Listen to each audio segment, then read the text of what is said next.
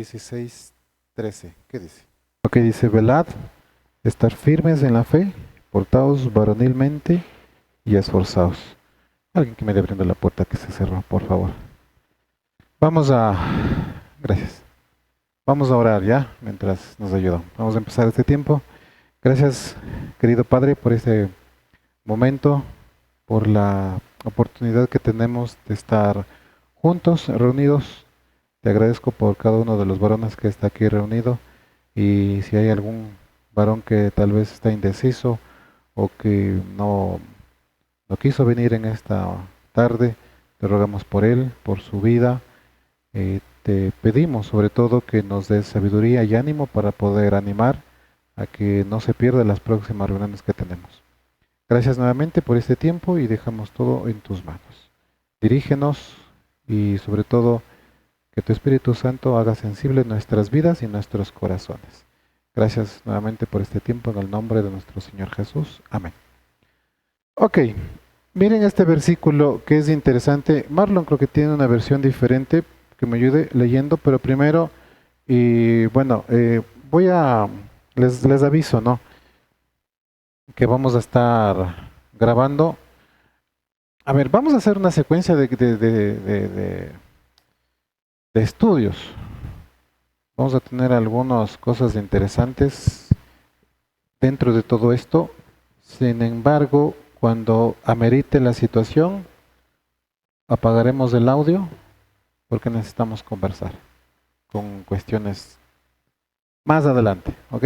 Pero en la gran mayoría quiero grabarlas para poder tenerlas de algún respaldo para futuras personas que no estuvieron o que no empezaron este proceso y poder tenerlas como un material de ayuda. ¿Qué dice primera? A ver, yo voy a leer en versión Reina Valera. Dice, velad, estad firmes en la fe, y eso es lo que me interesa. Portaos varonilmente y esforzaos. ¿Puedes leerle en esa versión, por favor? Dice, estén alerta, permanezcan firmes en la fe, sean valientes, sean fuertes. Qué interesante que la palabra portaos varonilmente dice o le traduce como valiente. Ahora, como les decía hace un momento, vamos a tener una serie de mensajes enfocados en esto, poder crear una fraternidad de hombres. ¿Qué es lo que primero se le viene a la mente cuando escucha la palabra fraternidad?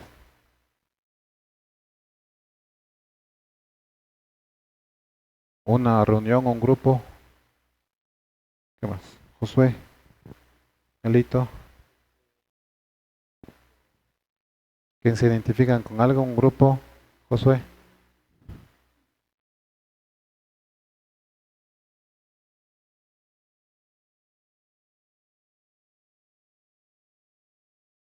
Sí, ese es el punto, ¿no? Que si bien es una reunión, se quiere ir más allá de la simple reunión, que haya una fraternidad, que haya una comunión. Ahora, es evidente que no se la tiene, por eso se la quiere buscar y por eso se la quiere lograr, ¿no? Esa es la idea y ese es el objetivo. Entonces, sé que hace algún tiempo nos estamos reuniendo, pero quiero empezar esta serie para tener un inicio, para tener un objetivo, para tener una meta, y en el transcurso de todo este tiempo vamos a ir viendo cómo lograr eso. Pero ese es el objetivo, esa es la meta, tener una fraternidad de hombres, que no solamente sea un grupo, sino que sea un lugar, que ya vamos a ver más adelante el porqué de las situaciones. Ahora, cuando hablo de fraternidad de hombres, básicamente lo que quiero y lo que se quiere hacer es esto, ¿no? Buscar una verdadera hombría. Y empiezo con las preguntas que ustedes tienen en sus papelitos para que lo hagan individualmente. Y esta pregunta quiero que la respondan. ¿Qué es ser hombre? A ver, anoten la pregunta y anoten la respuesta. ¿Qué es ser hombre? No lo que piensas que tal vez es, lo que tienes en tu mente y en tu corazón hoy de qué es ser un hombre.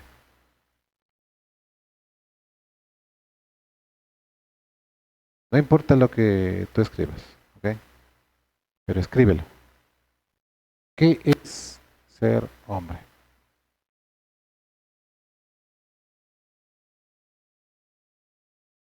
A lo largo de estas semanas o de estos estudios, la idea es de que podamos tener un concepto firme de qué es ser un hombre. Porque, a ver, ¿ustedes qué son? ¿Hombres o mujeres? Ya, entonces, ¿qué es ser un hombre? Parece media... eh, ¿qué es ser un hombre? O sea, parece como que fuese una pregunta, ay, ¿qué es? ¿Soy un hombre? ¿Soy yo? Sí, pero ¿qué es ser un hombre? Ahora, después de esto, quiero también preguntarles, ¿por qué es tan importante ser un hombre? Escriban. No me miren, escriban. Son preguntas que vamos a ir colocándolos hoy y probablemente, más que seguro que hoy no vamos a responder, pero nuevamente son objetivos, son preguntas. ¿Por qué es importante? ¿Qué es ser un hombre? Lo que tú pienses. ¿Por qué es importante ser un hombre? ¿Y por qué me refiero? ¿Por qué es importante? Porque necesita el mundo de hombres. Y escriban en sus papelitos, en sus hojitas. ¿El mundo necesita hombres? O como dicen algunas mujeres, le preguntan en esos videos de internet, ¿no? Le dice, ¿qué sería el mundo sin hombres? Y la mayoría de mujeres seríamos felices, seríamos libres, por fin la libertad. Y en fin, tantos conceptos que dan las mujeres, ¿no? Pero son preguntas. ¿Qué es ser un hombre? ¿Por qué esto es importante? ¿Y necesita el mundo de hombres? Ahora, conteste. Si ya no sabe qué, pero cualquier cosa, pero conteste, eso es lo importante. Lo importante es que conteste. No se trata de saber si estoy en lo correcto o no, porque si estamos aquí es porque hay una necesidad y eso es lo que queremos atender juntos y poder atacar. Les adelanto algo. A lo largo de todas estas sesiones que vamos a tener que escribir mucho. Tal vez no aquí, pero sí en nuestros hogares. Pero vamos a tener que escribir mucho. Vamos a escuchar, vamos a aprender y vamos a tener una interacción juntos también. ¿Ok? Ahora, lastimosamente aquí en el Ecuador no tenemos muchas estadísticas a nivel de iglesia. Yo hace algunos años cuando estuve en un instituto, a más de 15 años creo, 17 años, eh, no me acuerdo si me mandaron a hacer un deber o fue por mi parte que yo quise hacer unas estadísticas en las iglesias. Y me fui por algunas iglesias de Quito, no las más nombradas, pero una de las más grandes, por así decirlo.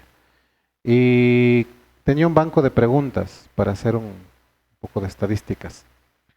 Pero lo interesante de ponerme a hacer las estadísticas es que casi nadie tenía ánimo de contestar, tenía recelo de contestar. Y no es que era una encuesta con nombre, no me acuerdo qué preguntas era, pero eran preguntas generales de ámbito cristiano. Pero casi nadie, al menos los líderes, no querían preguntar. Me acuerdo en una iglesia que me dijo, él es mi discípulo, pregúntele a él. Todo lo que yo sé, él lo sabe, pregúntele a él. Pero no me fue tan bien haciendo estadísticas. ¿Por qué les digo esto? Porque aquí en el Ecuador lastimosamente no tenemos estadísticas, por lo menos en el ámbito cristiano. Pero las estadísticas que les voy a dar más o menos es del año 2000 y es en el país de Estados Unidos. Y decía un colega pastor que comúnmente lo que sucede en Estados Unidos cuando llega acá se demora de 10 a 15 años. O sea, lo que está pasando en Estados Unidos ahora, la situación va a demorar unos 10 años en llegar acá, pero que va a llegar, va a llegar. Probablemente un poquito menos con esto de la globalización, pero siempre ya es más adelantado que acá. Ahora me pregunta, y más adelante vamos a conversar, si es que estas estadísticas serán diferentes aquí. Por ejemplo, una estadística que me gustó esta. Dice que en Estados Unidos hay, de la población del mundo, 26 millones de hombres que asisten a una iglesia. Pero por el contrario, hay 68 millones de hombres que no asisten a ninguna iglesia. Es decir, que de 10 personas aproximadamente 3 asisten a una iglesia y 7 no. Y es algo interesante porque dice que de este grupo que no va a la iglesia, 85% de estos 68 millones alguna vez asistieron a la iglesia. O sea, de este grupo de gente, 8 o 9 alguna vez estuvieron involucrados en una iglesia cristiana. Pero, digámoslo así, no, se apartaron, ya no van. Y esto es impactante porque recién conversaba una persona que había vuelto a ver a sus amigos de Estados Unidos, que no se había visto hace unos 10 años más o menos, 10 o 15 años. Y que cuando va nuevamente en este último tiempo, una de las sorpresas que se lleva, esta persona es cristiana y comúnmente, como tenemos aquí la costumbre, si usted no la tiene, bueno, pero antes de, se sirven los alimentos, los platos, y se dice vamos a dar gracias. Y oramos, ¿no? Yo lo hago así en mi casa, no sé usted. Pero dice que allá esta persona se sentó y se dio cuenta de algo, que persona que recibió el plato, persona que empezaba a comer. Estoy hablando de hogares cristianos, de amigos de esta persona que vuelve a ver a los 10 años. Y ella estaba esperando para que oren, pero resulta que todos ya no lo hacen. Coge su plato y empieza a comer. Y eso es algo que sorprendió mucho porque ya no era parte de su vida. Incluso nos, nos compartía que había incluso personas que estaban hasta tomando licor y hasta ebrias las personas. Entonces, no es tan descabellado esta estadística, nuevamente, de 7 personas que no asisten a una iglesia, en alguna ocasión, 85% tuvieron vinculación con una iglesia cristiana. Ahora, nos enfoquemos con estos 26 millones, ¿sí? Que son aproximadamente el 25% de la población, más o menos. Dice que de estos 26 millones de personas, hombres, que van a la iglesia, el 25% se siente satisfechos con su paternidad. De estas personas que van a la iglesia,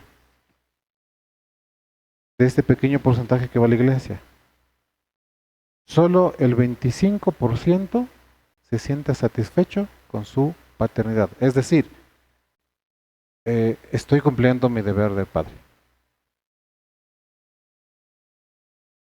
Ahora, no estoy diciendo que el otro 65% dice no soy mal padre, pero solamente traigo las estadísticas que tengo. Otra estadística, de este porcentaje que va a la iglesia, el 68% nuevamente se siente satisfecho como esposo. O sea, que está cumpliendo su deber de esposo bien. Solamente el 68%. Algo más. De estas personas, dice que el 43% de las personas, casi la mitad de los hombres, siente que en su pasado fue un fracaso. O sea, su pasado es algo que todavía está molestando, digámoslo así, en el tiempo actual, en el presente, por algo que sucedió, por algo que pasó. Vamos a ir conversando un poquito más adelante acerca de esto. Pero el 43% tiene problemas con su pasado.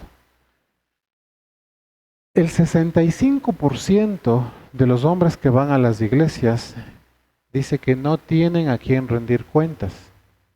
¿Qué es rendir cuentas? Rendir cuentas es cómo estuvo en su semana, cómo están sus tiempos devocionales, qué problemas tuvo, algunos conflictos con sus pecados, algunas situaciones que pasó, problemas con su esposa, problemas con sus hijos, problemas en su vecindario, en su trabajo. Casi 7 de cada 10 personas dice que no tiene con quién contar estas cosas. Y algo un poquito más grande es que el 75% de los hombres no se atreve a compartir sus sentimientos. Más o menos, casi 8 hombres de cada 10 no se atreve a decir qué es lo que tiene en su interior. Ahora, ¿se acuerdan la estadística que les dije hace un momento? Perdón, la pregunta que les dije hace un momento. ¿Necesita el mundo de hombres? La respuesta directa es sí, no. Claro, necesitamos de hombres, por muchas razones que vamos a ver a lo largo del tiempo. Pero estas cosas que les digo yo son estadísticas del 2000 más o menos, 2000 y un poquito más, en Estados Unidos. No sé si ustedes creen que sea diferente aquí en el Ecuador hoy en día.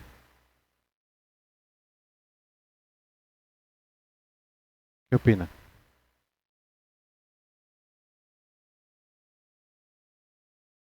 Estas estadísticas del 2000, 2010 de Estados Unidos, ¿creen que sea diferente aquí, hoy, en el Ecuador, en el 2024?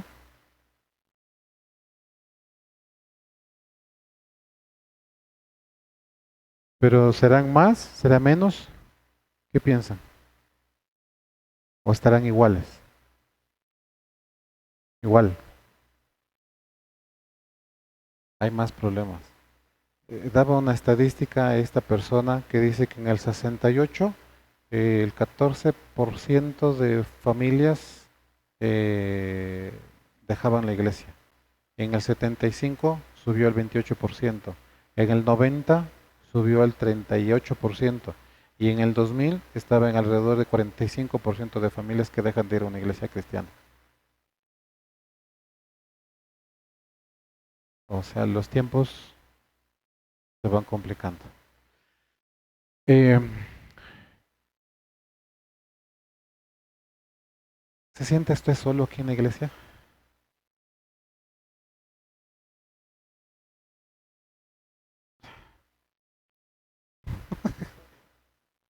¿Ya? Estamos hablando en el aspecto de hombres, ¿no?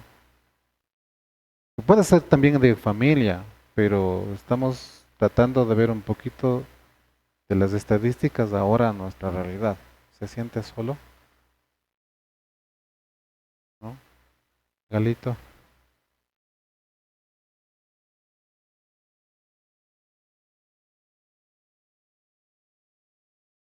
Con respecto a lo que vimos hace un momento, ¿a quién rendir cuentas? ¿Tienes con quién abrir tus sentimientos? ¿Tienes con quién compartir tus problemas, tus conflictos? Es un problema. O sea, bueno, y eso no es tanto que podemos llegar a la conclusión y obligarnos a tener este concepto para de alguna manera tener un punto y de ahí partir. Pero la realidad es de que nosotros como hombres no necesitamos conversar, no necesitamos desahogarnos, no necesitamos llorar, no necesitamos compartir los problemas con otra persona, no necesitamos pedir consejo, porque somos hombres. ¿Se me entienden la idea? O sea, mucho más allá de que no haya con quién, el punto también parte de mi concepto de ser un hombre. Porque el hombre tiene que afrontar muchas cosas. El hombre tiene que tragarse a veces los sentimientos, tragarse a veces los esfuerzos, digámoslo así, de trabajar y partirse el lomo, digámoslo así, con tal de proveer. Entonces para el hombre tampoco hay cansancio, para el hombre no hay sentimientos. Entonces creo que es una cultura que nos ha hecho tener este pensamiento de no preguntar a nadie. Miren, todos ustedes tienen hijos. ¿Cuántos? No creo que, no es para que me respondan, pero ¿cuántos de ustedes han preguntado o han pedido consejo sobre cómo criar a sus hijos? Entonces se dan cuenta que si tal vez el sentimiento no es de soledad, pero actuamos como que estuviésemos solos, porque no buscamos ese acompañamiento de alguien, tal vez porque no tuvo, tal vez por muchas cosas. Pero es algo que nuestra realidad nos pasa, nos sucede y lo vivimos. Ahora, si nosotros como hombres tenemos este sentimiento de soledad, ¿qué cree que pasa con nuestras familias? Bueno, miren, quiero mostrarles algo. Que cada uno de nosotros tenemos un problema. Y como les decía hace un momento, muy probablemente algo que nos lleva a todos y nos afecta a todos es el problema con nuestro pasado. Entonces ahora vamos a tener que ir haciendo poco a poco un examen, por así decirlo, mental, o tendremos que ir haciendo un recorderis, ¿sí? Recordar nuestras vidas, recordar nuestro pasado, no tanto como una, ¿cómo se llama? Como un psicoanálisis, no, simplemente recordar nuestro pasado, porque muy probablemente hay muchas cosas de nuestro pasado que no están tan en el pasado, que todavía están hoy. ¿Cómo saber que tengo conflictos con el pasado? Eso es lo que vamos a descubrir. Y eso es lo que queremos descubrir para poder tratarlo. A ver, una herida se sana, se cura y comúnmente se le pone un parche encima, una gasa o lo que sea. Así se tratan las heridas. Entonces, ¿cómo saber? Haga de cuenta que yo me lastimé aquí, me corté lo que sea, me desinfectaron la herida, todo, me pusieron algún antibiótico aquí y me ponen el parche. Ya, así, imagínense en eso. ¿Cómo sé yo en un día o en 2 días si la herida está infectada o no? ¿No le duele? ¿Qué más? ¿Que nos sangre? ¿Ya? ¿Qué más? ¿Cómo me doy cuenta yo que no está infectado? Que no está o que está. Pero miren cómo está la herida. ¿Qué es lo primero que hay que hacer? Abrirla. Y ahí lo que ustedes dijeron, ¿no? Incluso los síntomas, fiebre a veces, dolor, incluso está... Y ahí es peor todavía, porque ahí el doctor lo que tiene que hacer es, si es que está cicatrizado, tiene que abrir. Y eso duele más. Entonces, la única manera de saber si es que nuestro pasado nos está afectando o no, no estoy hablando de psicología, no estoy hablando de nada de esas cosas, simplemente estoy haciendo un uso de nuestra memoria, de ser honestos, de sacar todo lo que está en el pasado, ponerlo en la mesa y darme cuenta si es que está o no está solucionado. Hay en estos estos coaching que hablan del emprendimiento y de las empresas y todo eso. Dice una persona que la primera regla para emprender un negocio, ¿sabe cuál es? La primerita. Antes de que emprenda un negocio, ¿sabe cuál es la primerita? No tener una deuda. Si tú tienes deudas, dicen ellos, ¿no? No te metas a hacer emprendimiento. Así dicen, por algo será. Ahora imaginen que nuestro matrimonio es un emprendimiento, o fue un emprendimiento. ¿No debimos meternos a ese emprendimiento? sin tener una deuda con el pasado, sin no haber arreglado nuestro pasado. Pero ¿cuál es el problema? Como somos hombres, no nos afecta el pasado. Como somos hombres, eso no tiene nada que ver, yo sé cómo hacerlo, ya. Pero es un problema. Ahora, dentro de todo esto de lo que es el pasado, algo interesante que también quiero que ustedes vean, es que se dice nuevamente, todas estas estadísticas son de Estados Unidos, aquí lamentablemente no se tiene, creo que no sea diferente en este caso, pero dice que aproximadamente 33% de todos los niños de eh, Estados Unidos van a ser hijos solos, es decir, hijos sin padre. Son 33% de 7 niños, de 10 niños, 3 niños. Algo más feo, el 45% de los hogares no tienen una figura paterna. Tal vez el papá está ahí, o no, o es ausente. A ver, para que más o menos me entiendan, les voy a comentar algo. Nosotros, mis papás, ¿no? Mi papá, mi mamá, éramos un hogar de, de 6 personas, 4 hermanos, mi papá y mi mamá. Tengo 2 hermanos mayores, a uno de mis hermanos ustedes le conocen, que viene de vez en cuando. Vengo yo, soy el tercero, y mi última hermana, Gaby, que algunos también le conocen. Éramos el círculo de 4 hijos. Mi papá básicamente dejó el hogar o, o le hicieron dejar el hogar cuando yo tenía aproximadamente 12 años. Entonces, 12 años tuve yo en mi mente esto de un hogar con papá y mamá. Sin embargo, de esos 12 años, fueron momentos pequeños y únicos, así fugaces, donde yo vi que papá y mamá estaban bien. Donde papá y mamá conversaban, pasaban tiempo juntos.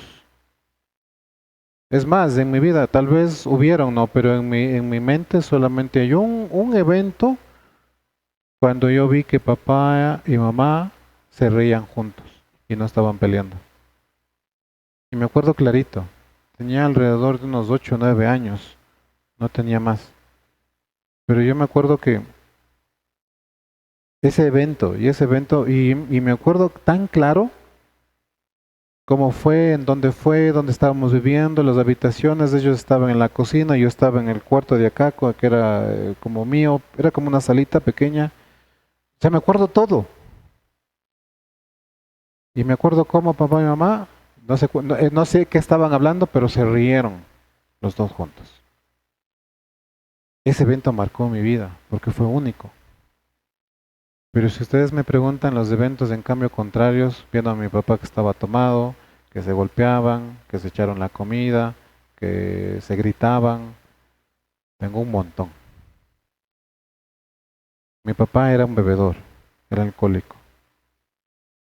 Y yo me acuerdo claramente en el año 85 más o menos, yo nací en el 79, 85, 84 más o menos, salió una serie en la televisión que se llamaba La Patrulla Motorizada. No sé cuántos de ustedes vieron, cuántos son de mi época. La Patrulla Motorizada, ¿se acuerdan?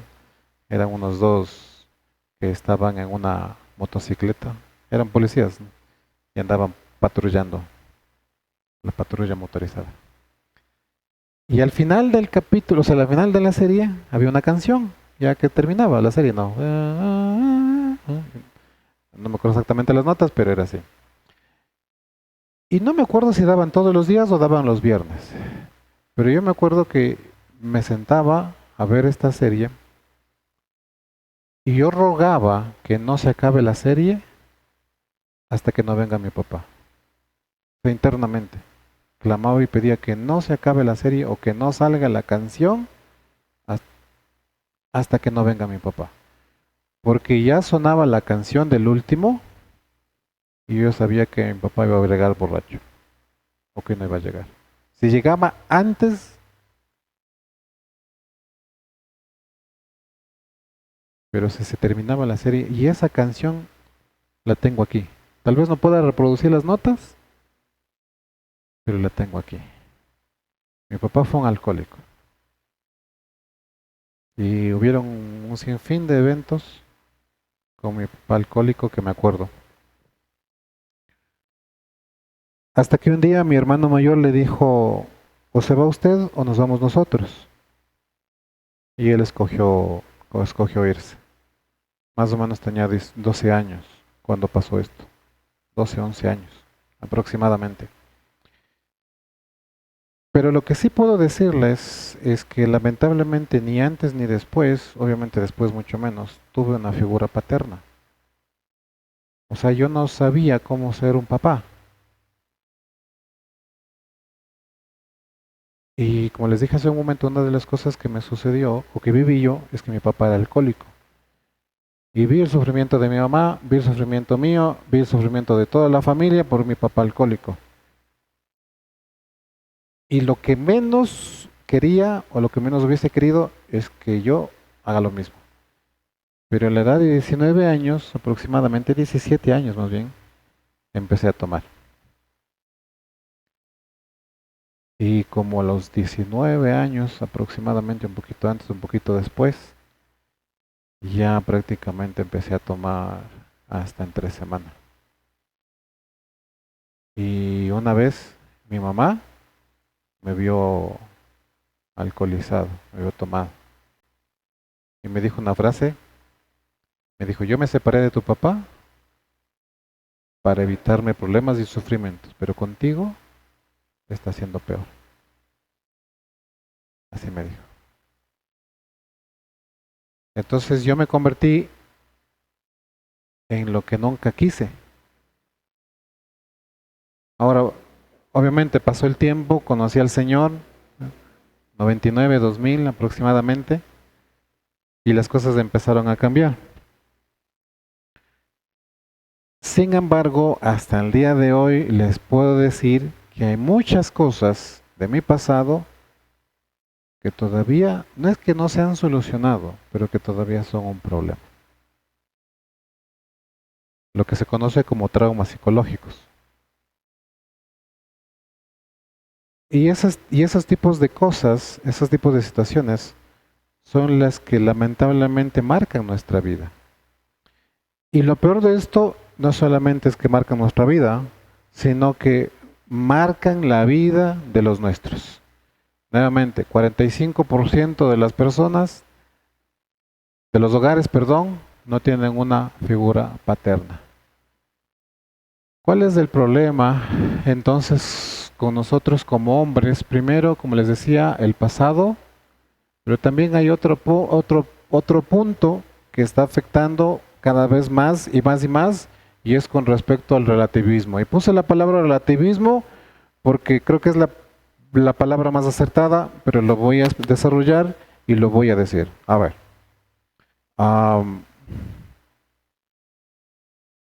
¿Cómo se debería llevar una relación de noviazgo con tus hijos hoy en día?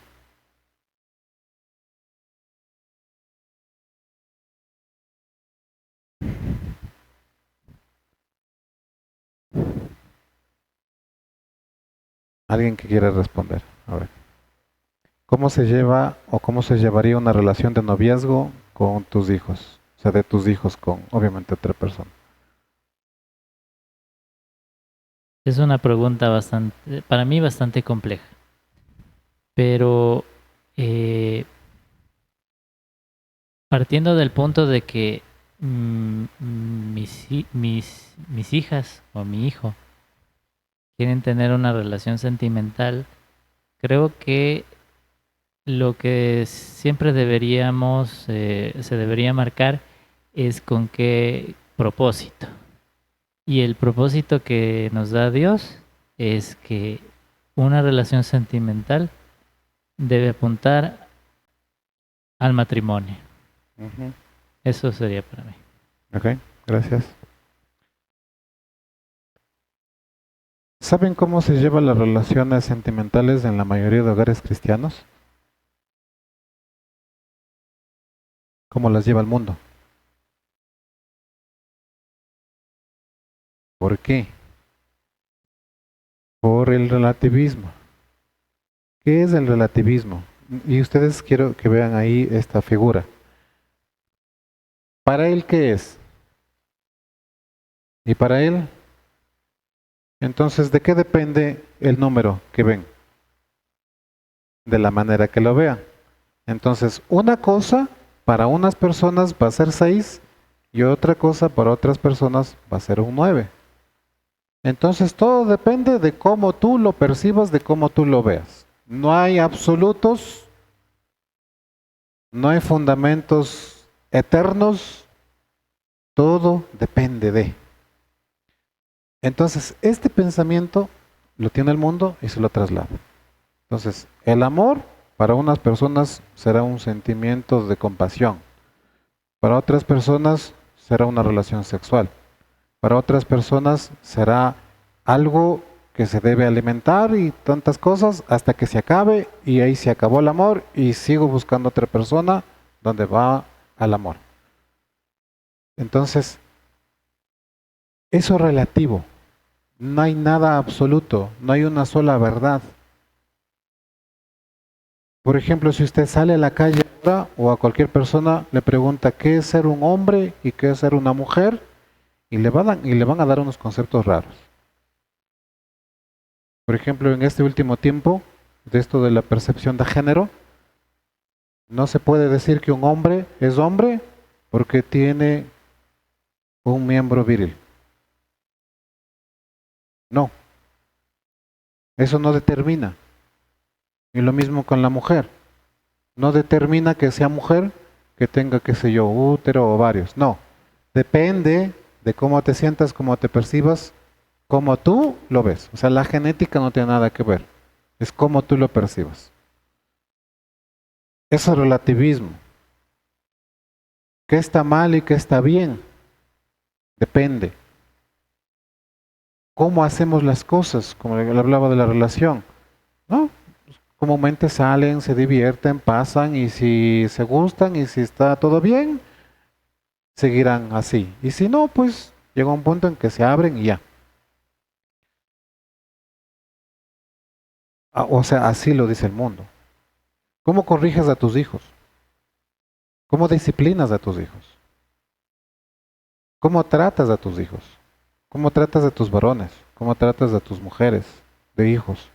¿Cómo tratas a tu esposa? ¿Cuál es el trabajo tuyo en el hogar? ¿Cuál es el trabajo tuyo en las actividades del hogar? Como todo está relativizado y como todo depende, no hay nada absoluto. Entonces, ¿eso qué ha hecho? Ha hecho que conceptos del mundo se inmersan en nuestro modo de pensar, se metan en nuestros hogares y tenemos lo que tenemos. Pero ven acá, está el micrófono acá. Ya, mi pregunta es, no, asevero. Asevero que cuando mi hijo me venga y me pregunte si puede tener una novia, primero le diré que ¿qué tanto te amas tú para poder llegar a esa compleja decisión? Yo en la actualidad, en mi tiempo de adolescente, dentro de un mundo católico, pues nunca les pregunté a mis padres si me daban permiso para tener una novia. Ni tampoco ellos me dijeron, ve, tienes que conquistarla de esta manera. Sino que por atracciones o por palabras de uno mismo, pues generó determinada atracción sobre una chica. Pero comprendí que desde muy pelado, que el amor para mí es libertad. Ahora siendo cristiano, amar al Señor es libertad. Porque comprendí que al comienzo yo quería las cosas, pero no podía. Ahora las puedo, pero no quiero. Entonces es algo bastante, bastante complejo. Y cuando llega la oportunidad de que mi hijo me venga, papi, ya tengo novia. Mi primera pregunta a él será, ¿tú te quieres? ¿Eres libre? Y dentro de ese concepto, entendería yo que esa parte del relativismo cambiaría mucho porque si él ve desde un punto de vista de qué significa el amor para él, también va a entender que la otra persona también tiene su punto de vista del amor, sobre un punto de libertad. Hay muchos factores, gracias por eso. En el ejemplo que puse, hay muchos factores, sin embargo, lo que tú dijiste hace un momento, lamentablemente es algo que igual se traslada. Tú dijiste, yo no pregunté a mis padres y mis padres tampoco me dijeron nada. Y eso lamentablemente pasa hoy. ¿Por qué? Porque la mentalidad de ser padre era dar dinero y nada más. Les pregunté al principio, ¿qué es ser hombre? Y ser hombre lamentablemente tiene muchas cosas involucradas. Para el mundo, tal vez ser hombre es ese, el que trabaje, que trasnoche y que dé dinero y que no les falte nada en la casa y que no tengan necesidades y ahí te sientes hombre. Que de paso, una pregunta interesante que es que quedaría, ¿no? O sea, ¿cuándo nos convertimos en hombres? ¿Cuándo dejamos de ser joven, adolescente, a ser hombre? ¿En qué tiempo? ¿Cuándo? Y comúnmente dicen, ¿no? Cuando me casé. O cuando ya me puse a trabajar. O cuando yo ya fui independiente. Entonces, ¿se dan cuenta cómo este mundo nos ha metido eso en la mente? Cuando ya tienes relaciones sexuales o cuando ya eres independiente económicamente, ahí eres hombre. O sea, plata y sensaciones. Y eso tenemos en la mente. Por eso les decía que tenemos que ser muy sinceros con nosotros mismos, porque hay cosas que tenemos todavía hoy, que las seguimos viviendo, que las seguimos llevando y que no tienen ningún fundamento bíblico y que como está tapado, pensamos que está bien. Pero no está bien. Ahora, sé que esto es bastante,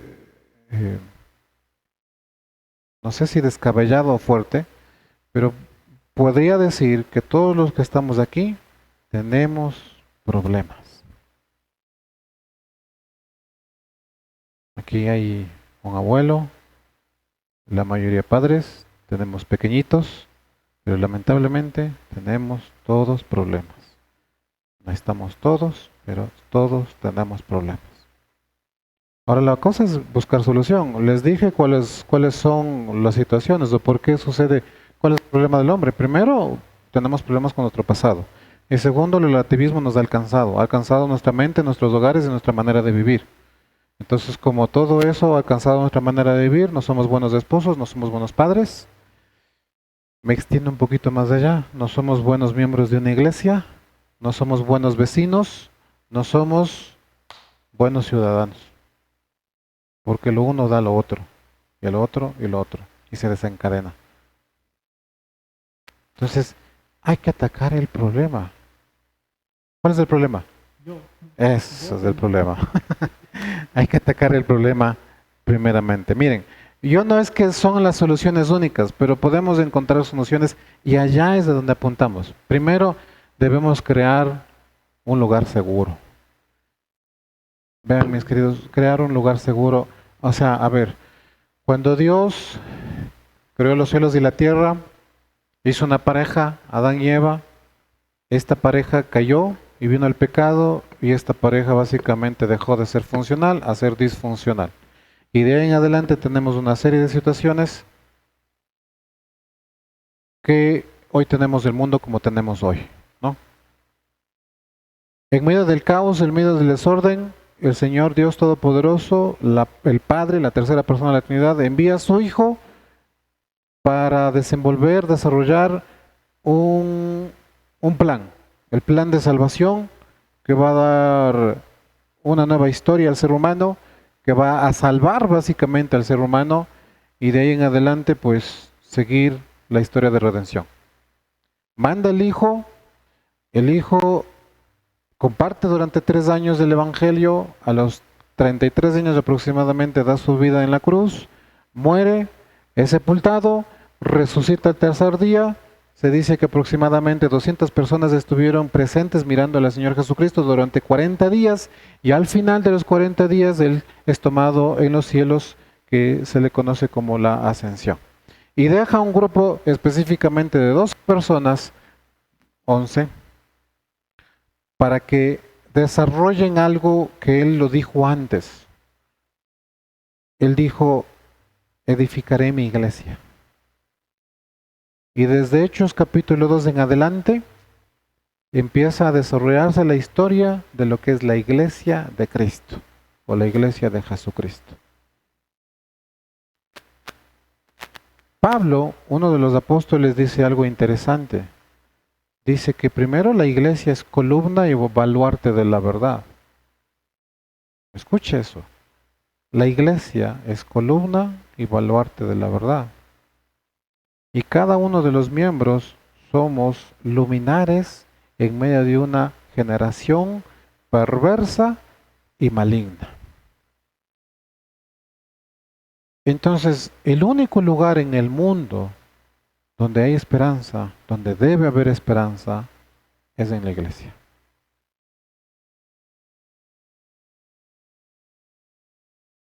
Y yo sé que tal vez usted está pensando, pero en mi iglesia no puedo hacer eso. En mi iglesia, si yo comparto mis sentimientos, me cuelgan de los pulgares, me dejan a un lado, me quedan viendo mal, etcétera, etcétera. Entonces debemos crear un lugar seguro. En la iglesia. Con los varones. Nosotros debemos empezar esto. Y no es tarde. Pero Dios ha diseñado a la iglesia para que podamos ser un lugar seguro donde yo pueda venir y descargar todo lo que tengo, todo lo que pasé y todo lo que siento. Debemos crear un lugar seguro. Porque el mundo busca eso. Sus compañeros de trabajo, sus familiares, sus vecinos buscan un lugar así. Entonces tenemos que crearlo nosotros. Soluciones. Debemos crear un lugar seguro. Debemos tener un concepto claro de qué es ser un hombre. Esa hojita y ese concepto que ustedes tienen, guárdenlo. En el Señor, que de aquí a un año podamos mirar ese concepto y decir, este concepto que del... Ahora yo sé qué es ser un hombre. Miren, la mayoría de nosotros tenemos hijos hombres. ¿Qué les estamos enseñando para ser un hombre?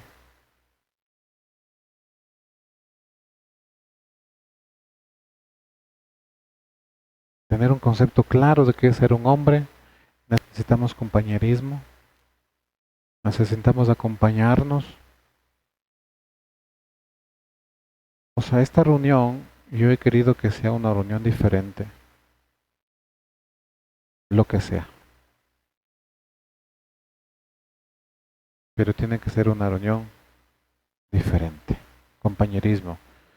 Y compañerismo no solamente en lo que tú dices, sino compañerismo en la lucha del pecado, en la lucha de mis sentimientos, en la lucha de los problemas, en mi lucha con mi familia, con mis hijos, con mi esposa. Ahora vamos a tener que bajarle un poquito el orgullo para poder compartir. Porque a veces el orgullo también hace que no compartamos con los demás los problemas que tenemos.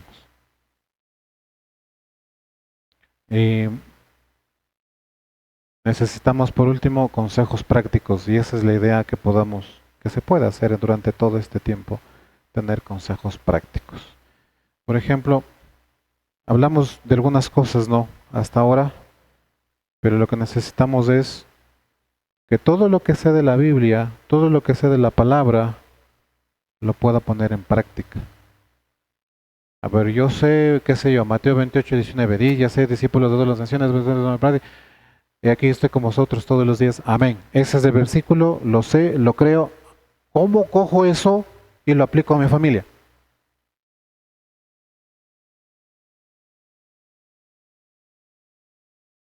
Esa es la idea. Porque llega un punto en que si no sabemos ponerlo en práctica, no sirve de nada todo lo que sabemos. No sirve de nada si tal vez pasamos seminario, instituto, cursos de Maús, curso vida, curso amistad. Si no lo ponemos en práctica en nuestras vidas individuales, por así decirlo, ¿no? No es que no sirve, por así decirlo, no sirve de nada. Y a veces, lamentablemente, eso es lo que sucede. Que somos tan teológicos, tan teólogos y tenemos tanto conocimiento, o poquito lo que sea, pero no lo ponemos en práctica. Corrie ten Boom creo que decía eso. No te preocupes por las cosas que no sabes de la Biblia. Preocúpate por las cosas que sabes, pero no las vives. Básicamente, ¿cómo se llama? Estos puntos, vamos a tener que estar juntos, vamos a tener que animarnos mutuamente, vamos a tener que exhortarnos, premiarnos, tal vez reprendernos, pero nos necesitamos. Dice un viejo y conocido refrán que una golondrina no hace un verano, ¿sí, no? Entonces esto no es de uno solo. Y en este tiempo que vamos a estar y que vamos a seguir, yo no quiero ser el que sea el único, sino como alguien que está dirigiendo, nada más. Y que pueda crear confianza, como he tratado de hacerlos con todos en este tiempo, y poder participar con ustedes de sus aciertos, de sus fracasos, y que todos hagamos lo mismo, y que todos podamos participar de esto. Pero nos necesitamos, no hay más. Esta va a ser la primera, ya le doy paso, esta va a ser la primera de todos y la invitación, o sea, ¿quieres ser un hombre? Probablemente ya tienes, perdón por el ejemplo, ya tienes hijos, tienes nietos, tienes trabajo, tienes casa, no tienes casa, pero tal vez no eres hombre todavía, sin el ánimo de ofender ni decir nada. Y tenemos que aprender.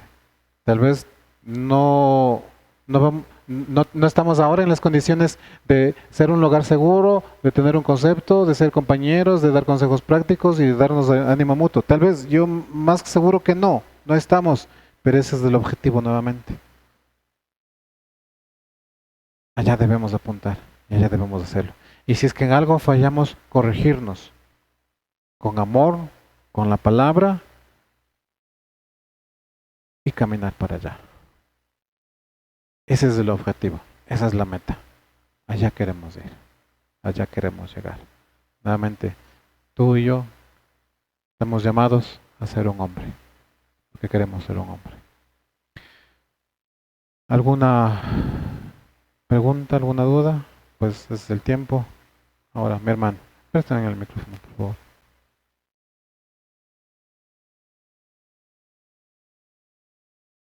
¿Puede prenderle? Bueno, lo que yo quería acotar o acerca del pasado, como decía ahí, y todos tenemos un pasado oscuro, como se dice.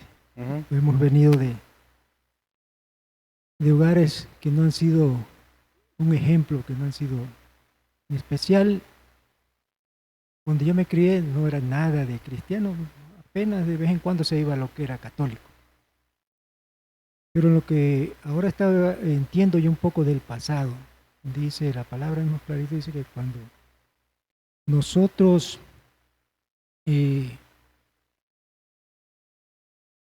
dice que somos nueva criatura, las cosas viejas pasaron y ahora todo es hecho nuevo cuando creímos, cuando el Señor nos dio ese nuevo nacimiento. Entonces nuestra vieja vida quedó atrás. Entonces de ahí para adelante debemos ir corrigiendo todo las cosas malas que teníamos.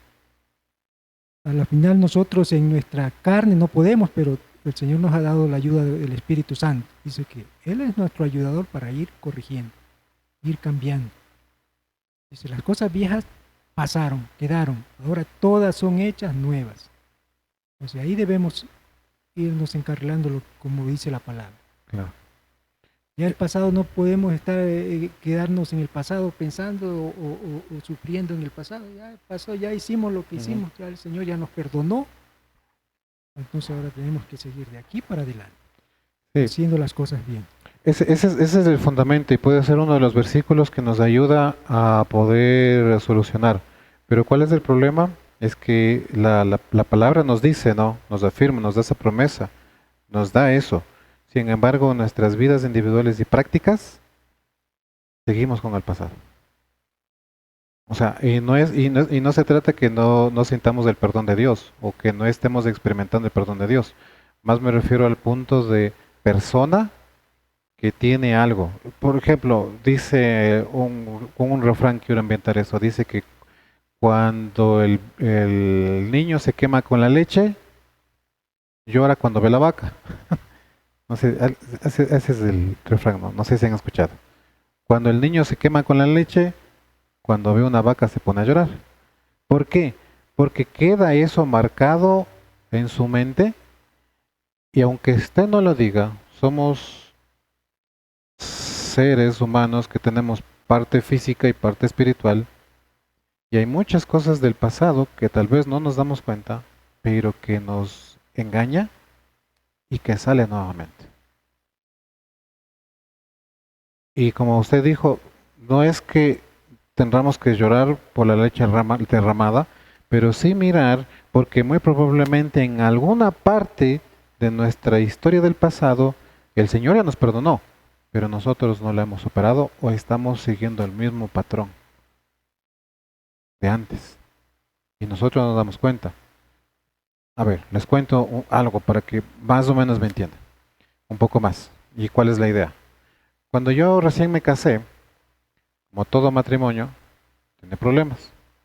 Y tuvimos una discusión con mi esposa. Y lo que hizo mi esposa, obviamente no fue solucionar. Uno recién estaba en esto de aprender. Y mi esposa lo que hizo fue a lavar los platos. Se fue a lavar los platos. Y yo le veía que mientras lavaba los platos lloraba. Y yo me decía, pero, o sea, sí discutimos, pero no fue tan fuerte pues la discusión. No es que le grité o algo. Pero lavaba los platos y lloraba. Y ya cuando las cosas se calmaron y todo, me cogí, me senté. Principio de vida de matrimonio. No estamos en matrimonio. Ese momento, la mayoría de veces no se puede solucionar, pero sí solucione luego. No es que ya pasó el problema y me olvidé y ya, ahí quedó. No. Cuando ya estén calmadas las cosas, te sientas con tu esposa y te dices, mira, ahora sí ya están todos más calmados, conversemos. Y no es para que me diga, ah, ya ves, yo tuve la razón. No, no es para eso. Conversemos la situación. Hubo este problema, hubo esta situación. Yo sentí esto, yo lo vi esto. Tú cómo lo viste, tú cómo lo sentiste. Y arreglamos. El que tenga que arrepentirse son los dos y el que tiene que pedir perdón son los dos a la final. Pero se habla del problema. Pero no hay. Entonces ya que estábamos tranquilos, nos sentamos. Yo le dije, o sea, primero le dije, perdóname. Y segundo le dije, pero, o sea, pienso que no era tan grave la situación. Y ella me dijo, es que yo no estaba llorando por el problema. Yo no estaba llorando por lo que discutimos o por lo que peleamos. Yo estaba llorando por lo que empecé a hacer. Y digo, ¿qué? Y decía, cuando mi papá y mi mamá discutían, mi mamá lo que hacía es se callaba y se iba a lavar los platos. Y yo empecé a hacer lo mismo. Y ese era mi dolor. Nunca mi mamá me dijo, cuando te pelees con tu esposo, le dejas y te vas a lavar los platos. Nunca me dijo eso. Pero yo hice o estoy haciendo lo mismo que hacía mi mamá. A eso es a lo que me refiero. Y a veces, muchas veces no nos damos cuenta y seguimos el mismo patrón de nuestro papá, de nuestra mamá, ahora. Y no nos damos cuenta. Ese es el problema con el pasado. Y no nos deja, a veces no nos deja. Y como usted dijo, nuevamente, sí, el versículo, una nueva criatura es el que cree en Cristo. Y el Señor lo tiene así, nos ve así. El problema somos nosotros, que seguimos todavía con cosas del pasado. Es que esto no hice, es que esto hice mal, es que esto hice acá, bla, bla, bla, bla, bla, y cosas emocionales que todavía nos traicionan y caemos. Tenemos que solucionar. Y no hay ser humano, no hay hombre en este mundo, y se lo dice, es un hipócrita, es un mentiroso. Todos tenemos un pasado con el cual lidiar y solucionar. Y tenemos que sacarlo. Y vamos a tener que lidiar, por así decirlo, durante toda nuestra vida. No es un peso, pero el Señor tendrá que estar ahí. Gracias, hermano, nuevamente al versículo, que ser atacado con ese versículo, pero tiene que salir. Nuevamente, no es psicoanálisis, pero sí es revisar nuestro pasado. ¿Alguien más, tal vez algo? Sí, por favor.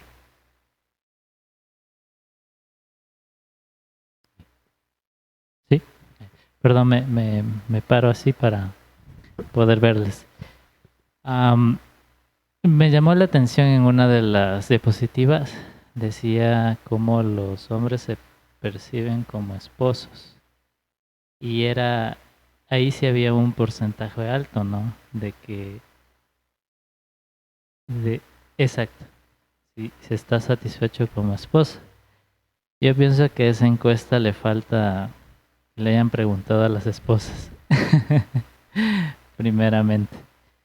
Creo que hubiera sido mejor la encuesta. Y también quería, por eso también me paré, creo que escuché bien cuando intervenía Santi, decía cómo aconsejar a su hijo respecto a una posible relación amorosa que él pudiera iniciar. Entonces, si no te entendí mal, Santi, tú decías que primeramente él esté seguro de cómo él se percibe o cómo él se quiere o se ama a sí mismo. Pienso que, bueno, debe haber casos especiales o específicos, pero yo creo que la mayoría de nosotros nos queremos bastante. Más bien el problema es dejar tal vez ese egoísmo y poder decir, mira, tú puedes hacer a una chica, en este caso, muy feliz, o puedes ser una chica muy infeliz. Y mucho de eso depende de cuánto él puede renunciar a sí mismo. Y sobre todo que eso creo que es muy difícil a una determinada edad poder hacer. Incluso creo que nosotros mismos a esta edad, yo tengo 41, me cuesta dejarme amarme a mí y poder demostrar amor, en este caso a mi esposa. Eso nada más. Ok, vamos a tener un tiempito de poder preguntar y poder hablar y poder orar, pero vamos a terminar orando. Y vamos a tener otra, ¿cómo se llama? Otra sesión, más o menos así introductoria también, para lo que es el empezar nuevamente con esto de la fraternidad. Después de esto, vamos a continuar con una lección cada semana. Vamos a tener ayuda audiovisual, vamos a tener un cuadernito, van a tener preguntas, pero sobre todo el tiempo más útil va a ser el que vamos a pasar aquí juntos. Ahorita vamos a orar y luego de orar seguimos. Querido Padre, la realidad de este mundo y la realidad de nuestros hogares, de nuestra iglesia, de nuestro barrio, de nuestro trabajo, es una muy distinta a lo que tu palabra dice que debemos ser. Y es por eso que estamos aquí. Te agradezco nuevamente por los que hemos podido estar aquí. Te agradezco porque sé que tú quieres hacer cosas nuevas. El hermano Raúl nos recordó este versículo que es una promesa, que es un ancla para nuestras vidas.